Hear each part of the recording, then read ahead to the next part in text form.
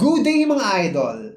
Hayaan niyo po akong i-share sa inyo ang naging experience namin dito sa Hotel Tugos na located lang po dito sa Nagilian Road, Quezon Hill proper, Baguio City.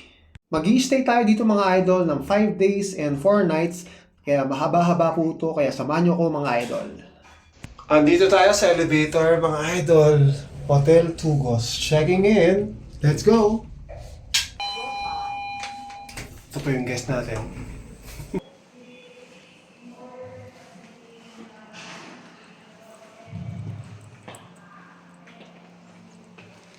$501.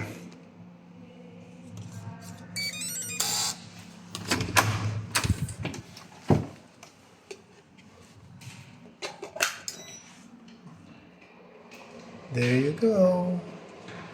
Siyempre, CR muna. Muna makikita.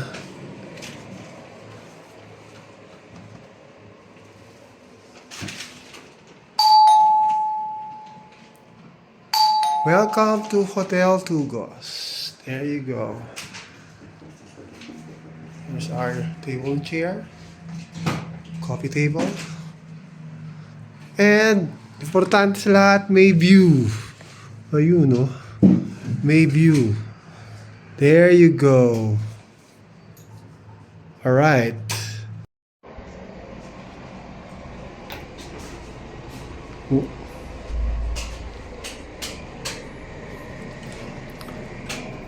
Here's our shower. Ayun.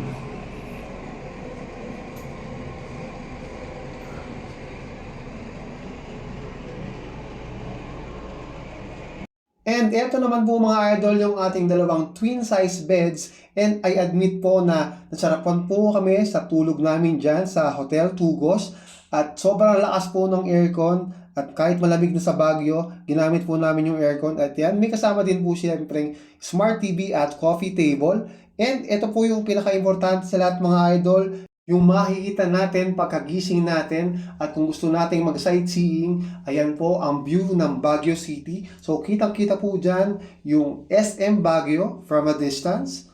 And at dahil madami tayong magagawa sa Baguio kahit gabi mga idol, hindi tayo na boring at marami tayong pinuntahan.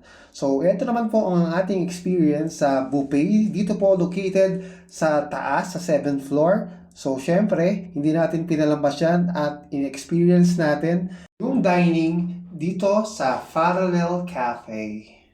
And a big salute nga po pala sa lahat po ng staff and management ng hotel. Very well organized at we've been well taken care of.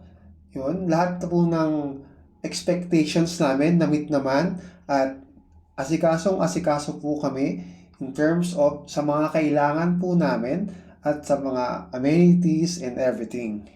At minsan lang naman tayo ma-spoil mga idol, kaya hindi natin pinalampas na i-experience at nagpa-serve tayo ng breakfast dito sa aming room.